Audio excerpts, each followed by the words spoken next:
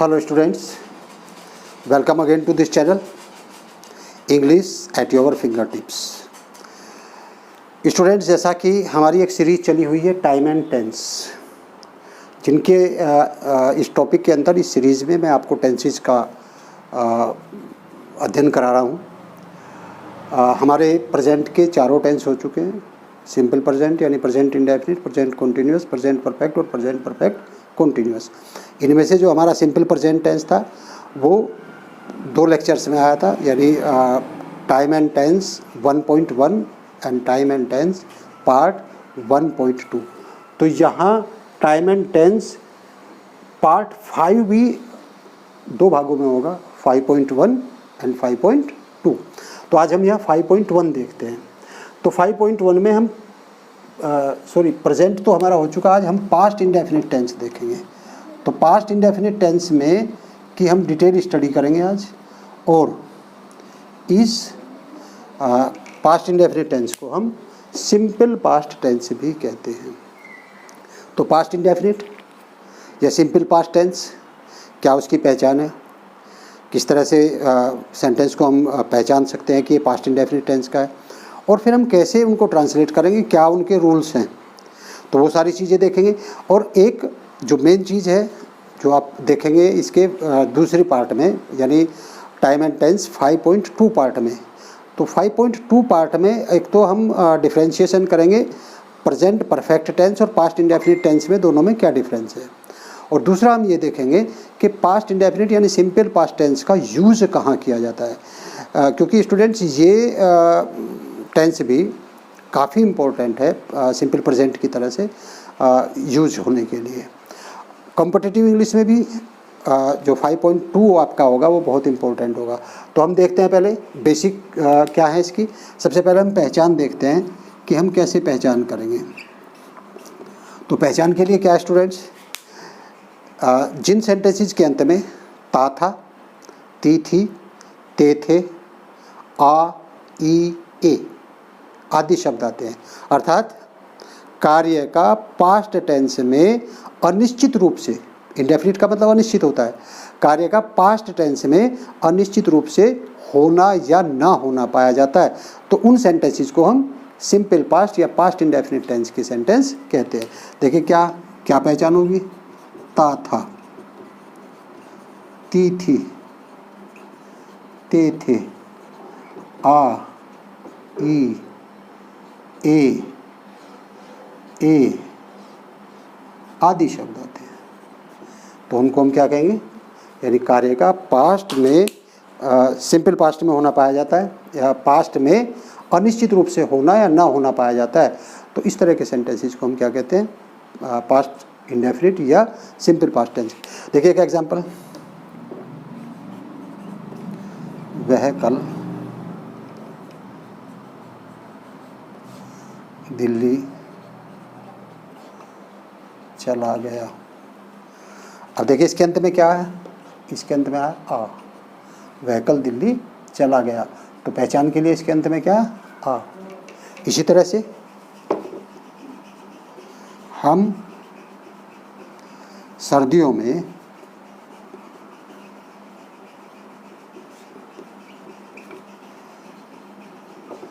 आग के चारों ओर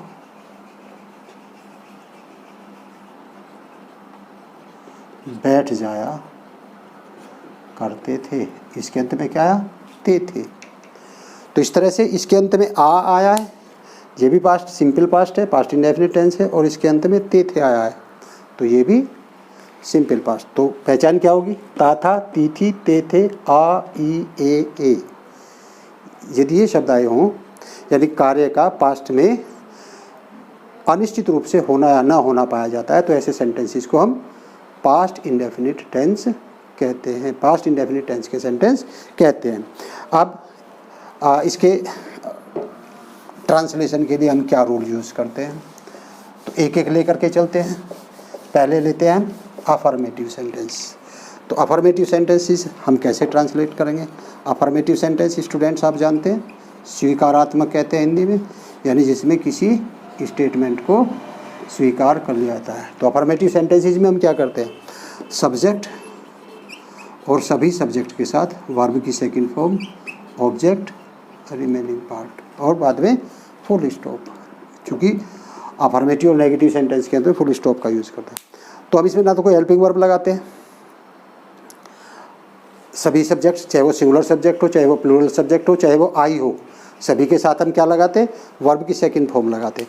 अब देखिए जैसे वो था कि वह कल दिल्ली चला गया, तो सब्जेक्ट क्या है, ही, और गो की सेकंड फॉर्म क्या है, went, he went to Delhi yesterday, he went to Delhi yesterday। इसी तरह से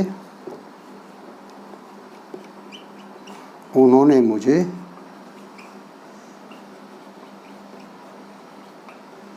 अंग्रेजी पढ़ाई, तो क्या हो जाएगा, he taught me English। और देखिए स्टूडेंट्स, उन्होंने के लिए आप कह सकते हैं कि ये तो प्लूरल होना चाहिए, दे होना चाहिए, लेकिन नहीं, ये सम्मान के लिए कहा, व्यक्ति एक ही होगा ना जिसने अंग्रेजी पढ़ाई। तो सम्मान के लिए हम कई बार क्या करते हैं, जैसे हम जो हमसे बड़े होते हैं उनको हम जब रेस्पेक्ट करते हैं तो हम कई बार उन्होंने कहते हैं, तो उन्होंने के, लेकिन वो सिंगुलर होता है तो इसलिए हमने क्या यूज़ किया, ही। तो ही टॉट मी इंग्लिश। अब यहाँ स्टूडेंट्स एक चीज़ है, यदि सेंटेंस में एम्फासिस किया गया हो, एम्फासिस करने का मतलब यदि जोर दिया गया हो, तो एम्फासिस की कंडीशन में हम क्या करते हैं, सभी सब्जेक्ट्स के साथ, चाहे वो सिंगुलर हो या प्लूरल हो, डिड और वर्ब की फर्स्ट फॉर्म और फिर ऑब्जेक्ट और फिर रिमेनिंग पार्ट और बाद में फुल स्टॉप। एम्फासिस का मतलब, एम्फासिस यानी किसी चीज़ पर जोर देना, यानी एक तो ऐसे ही किसी चीज़ को कह देना और एक किसी चीज़ पर जोर देते हुए। और जोर देने के लिए हम क्या करते हैं, सेंटेंस में अक्सर हिंदी में ही या तो का यूज़ होता है। तो एक नेचुरली साधारण बात कोई कह देना और एक उसी चीज़ को एम्फासिस करते हुए कहना, तो दोनों बातों में डिफरेंसेस होता है। अब देखिए जैसे एम्फासिस का मतलब, एक तो बात ये होगी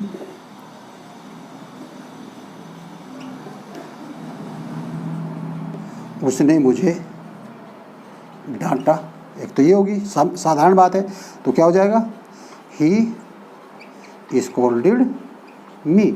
लेकिन यदि यही सेंटेंस उसने ही मुझे डांटा, अब देखिए यहाँ ये जो ही आ गया, ही आने से क्या हुआ है, एम्फासिस हो गया।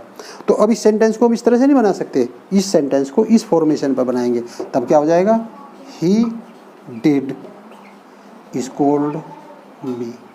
तो अफर्मेटिव सेंटेंसेस में भी हम डिड का प्रयोग करते हैं सभी सब्जेक्ट्स के साथ, यदि सेंटेंस में एम्फासिस किया गया हो। यदि वो जनरली साधारण कोई बात कही गई है तब हम अफर्मेटिव सेंटेंसेस में डिड का प्रयोग नहीं करते, सभी सब्जेक्ट के साथ सेकंड फॉर्म लगाते हैं। लेकिन यदि एम्फासिस किया गया है तो ऐसी कंडीशन में हम डिड के साथ फर्स्ट फॉर्म लगाते हैं, सेंटेंस में ही या तो दिया हो। अब देखिए जैसे मान लीजिए ये सेंटेंस है, उसने तो मेरी सहायता की, या ये है मैंने तो उसकी सहायता की, मैंने तो उसकी सहायता की। अब यदि ये होता मैंने उसकी सहायता की तो सीधा हो जाता आई हेल्प्ड हिम, लेकिन यहाँ क्या है, आई डिड हेल्प हिम। तो यहाँ जो हमने डिड का यूज़ किया है वो इसलिए किया है क्योंकि सेंटेंस में एम्फासिस किया गया है, सेंटेंस में जोर दिया गया है और सेंटेंस में तो आया हो। तो सेंटेंस में ही या तो यदि आया हो, यानी एम्फासिस यदि किया गया हो, तो एम्फासिस करने की कंडीशन में हम अफर्मेटिव सेंटेंसेस में भी डिड का प्रयोग करके उसके साथ फर्स्ट फॉर्म। ये स्टूडेंट्स ये ध्यान रखेंगे आप कि जब भी सेंटेंस में पास्ट इंडेफिनिट में सिंपल पास्ट में डिड आ जाएगा तो सेकेंड फॉर्म नहीं लगेगी, डिड के साथ हमेशा फर्स्ट फॉर्म, क्योंकि डिड ऑलरेडी क्या डू की सेकंड फॉर्म है।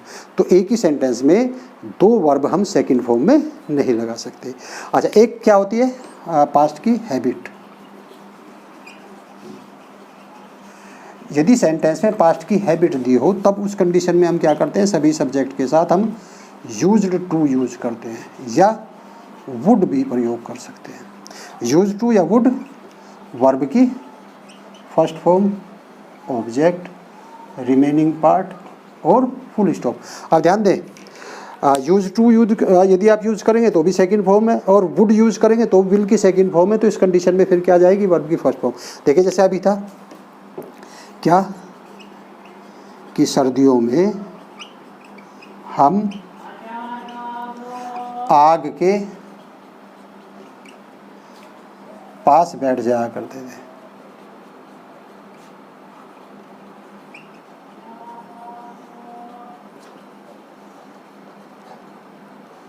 अब यहाँ स्टूडेंट्स ये भी देखने की बात है, एक यही सेंटेंस यदि कह जाए कि हम आग के पास बैठते थे, यदि हम आग के पास बैठते थे तो साधारण बात है, लेकिन इसने कहा हम आग के पास बैठ जाया करते थे। इसका मतलब क्या है, ये हैबिट थी उनको, पास्ट में अब नहीं है, पास्ट में हैबिट। तो उस कंडीशन में हम क्या करेंगे, we used to sit beside fire in winter. Students in winter हम शुरू में भी लिख सकते हैं सेंटेंस के, लेकिन ये हम शुरू में लिखेंगे चूंकि एडवर्ब है ये, तब क्या होगा, in winter comma in winter we use to sit beside fire. तो इस तरह से यदि आदत है, अब देखिए जैसे यह वह मधुर गीत गाया करती थी, वह मधुर गीत गाया करती थी, यानी तब उसको आदत थी, अब नहीं है, तो ये भी क्या हुई, आदत होगी। तो क्या हम करेंगे, शी यूज्ड टू या would, she used to sing a sweet song. तो यदि हैबिट पास्ट की दी है तो पास्ट की हैबिट को हम यूज टू के साथ फर्स्ट फॉर्म लगा करके या वुड के साथ फर्स्ट फॉर्म, इस कंडीशन में भी हम यहाँ ही वुड सिट बिसाइड, यहाँ यूज टू की जगह हम कर सकते हैं we would sit beside fire in winter, और यहाँ हम यह कर सकते थे she would sing a good song. इसके बाद देखते हैं students negative sentences. Negative sentences भी थोड़ा सा यहाँ कॉम्प्लिकेशन वाला है, और कॉम्प्लिकेशन क्या है उसमें, उसमें कॉम्प्लिकेशन ये है कि हम दो तरह से सेंटेंस होते हैं नेगेटिव, एक तो नेवर वाले और एक नॉट वाले, तो दोनों के लिए आपके अलग अलग रूल्स हैं। तो नेगेटिव सेंटेंसेस में हम क्या करते हैं, सभी सब्जेक्ट्स के साथ डिड लगाएंगे और फिर नोट लगाएंगे, वर्ब की फर्स्ट फॉर्म हो जाएगी, ऑब्जेक्ट और रिमेनिंग पार्ट, और रिमेनिंग पार्ट के बाद फुल स्टॉप। तो डिड सभी सब्जेक्ट के साथ लगेगा, सब्जेक्ट सिंगुलर है तब भी डिड लगेगा, प्लूरल है तब भी डिड लगेगा, यदि सब्जेक्ट के रूप में आई दिया है तब भी हम यहाँ किसका प्रयोग करेंगे, डिड का प्रयोग करेंगे। तो अब देखिए जैसे वह झूठ नहीं बोलता था, तो क्या हो जाएगा, he did not tell a lie. इसी तरह से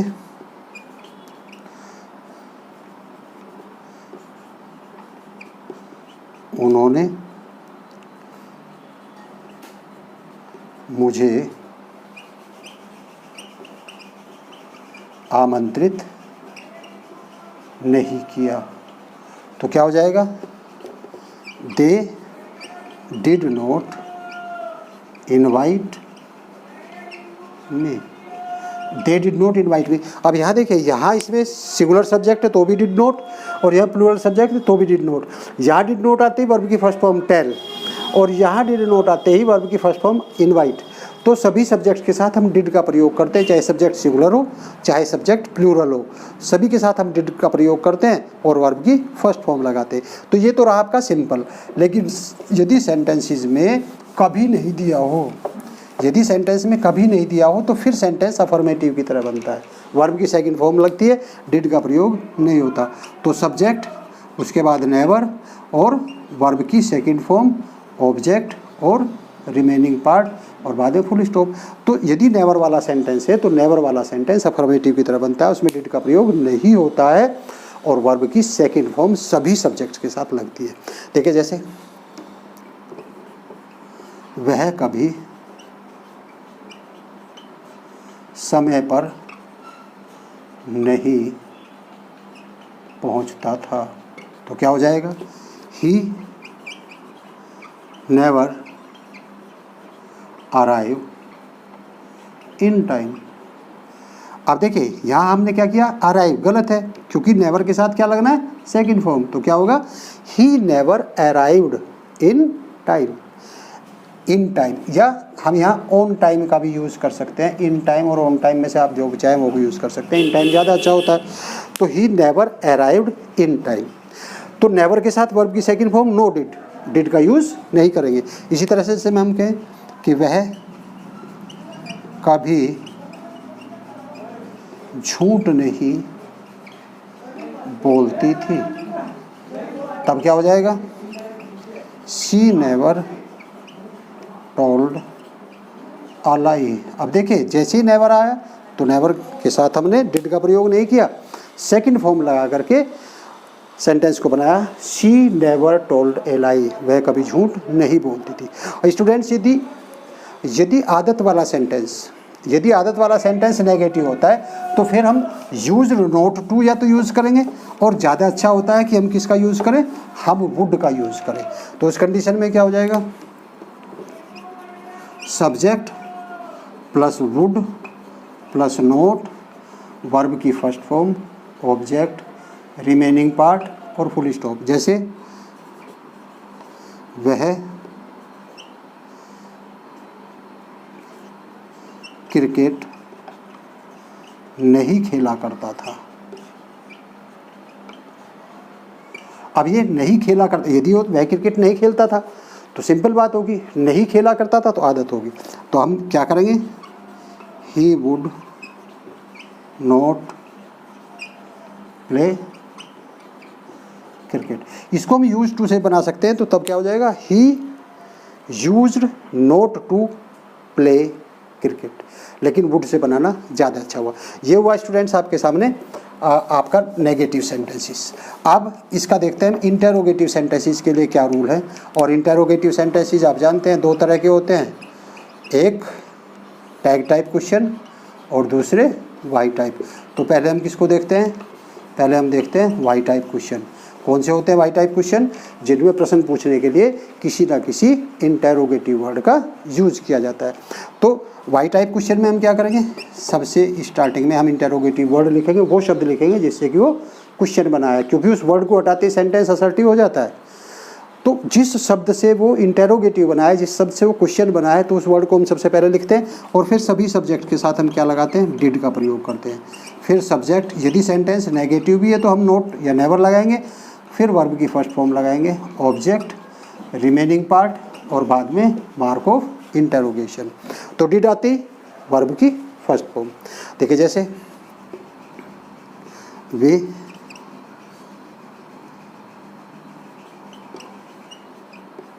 नाश्ते में क्या पसंद करते हैं, वे नाश्ते में क्या पसंद करते थे। तो क्या हो जाएगा, अब क्या यदि इसको हटा दें तो वे नाश्ते में पसंद करते थे, ये हो जाएगा, फिर क्वेश्चन नहीं है। तो क्या से क्वेश्चन बना, तो इसी को हम शुरू में रखेंगे, what did they like in breakfast और बाद में मार्क ऑफ इंटरोगेशन। इसी तरह से आप उसे क्यों चिढ़ाते थे, आप उसे क्यों चिढ़ाते थे, तो इससे प्रश्न बना है। यदि ये नहीं हो तो क्या हो जाएगा, आप उसे चिढ़ाते थे। तो आप उसे क्यों चिढ़ाते थे, प्रश्न किससे बना है, प्रश्न बना है किससे, क्यों से। तो इस वर्ड को ये हम स्टार्टिंग में लिखते हैं, तो क्या हो जाएगा, why did you tease him, why did you tease him. तो इस तरह से आपके इंटेरोगेटिव सेंटेंस होते हैं। और इंटेरोगेटिव सेंटेंसेस में हम क्या करते हैं, इंटेरोगेटिव वर्ड को शुरू में रखते हैं।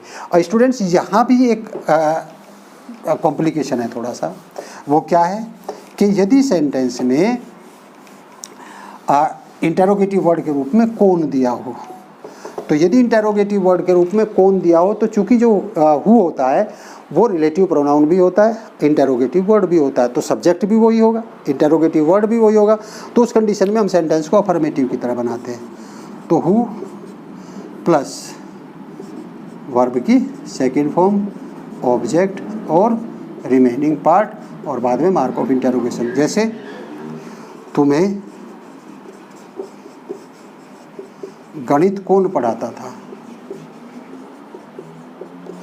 अब देखिए इसमें क्या है, ये कौन, यही सब्जेक्ट है और यही इंटरोगेटिव वर्ड है, तो हम इसको शुरू में ले लेंगे, हु टोट यू मैथ्स। अब यहाँ स्टूडेंट ध्यान देंगे, हम डिड का प्रयोग नहीं करते हैं, लेकिन यदि यही सेंटेंस नेगेटिव भी हो, यानी इंटरोगेटिव के साथ नेगेटिव भी हो, तब हम डिड का प्रयोग करते हैं। जैसे तुम्हारी सहायता कौन नहीं करता था, तुम्हारी सहायता कौन नहीं करता था, तो अब क्या हो जाएगा, who did not help you. तो हु वाला सेंटेंस चूँकि सब्जेक्ट भी यही होता है और इंटरोगेटिव वर्ड भी यही होता है, तो यदि अफर्मेटिव सेंटेंस है यानी पॉजिटिव सेंटेंस है तो उस कंडीशन में हम सेकंड फॉर्म लगा करके अफर्मेटिव की तरह बनाते हैं। लेकिन यदि वो सेंटेंस नेगेटिव भी है तब हम हु के साथ डिड का प्रयोग करते हैं, वर्ब की फर्स्ट फॉर्म लगाते हैं। ये रहा आपका interrogative sentence why type question. Students अब देखते हैं tag type question. Tag type question कौन से होते हैं, जिनमें प्रश्न पूछने के लिए किसी इंटरोगेटिव वर्ड का यूज नहीं होता है, बल्कि क्या करते हैं हम, सेंटेंस के शुरू में क्या दिया होता है। तो ऐसी कंडीशन में हम क्या करेंगे, सेंटेंस के शुरू में डिड, चाहे वो सब्जेक्ट कोई भी हो, और उसके बाद सब्जेक्ट। और यदि वो सेंटेंस नेगेटिव है तो नॉट या नेवर, वर्ब की first form, object, remaining part और बाद में मार्क ऑफ इंटरोगेशन। जैसे क्या वह आपके साथ शतरंज खेलता था, क्या वह आपके साथ शतरंज खेलता था, तो क्या हो जाएगा, डिड शुरू में आ जाएगा। चूंकि स्टार्टिंग में क्या दिया है, यदि बीच में क्या होता तो व्हाट हो जाता, did he play chess with you, did he play chess with you. इसी तरह से क्या रेखा आपकी पढ़ने में मदद करती थी,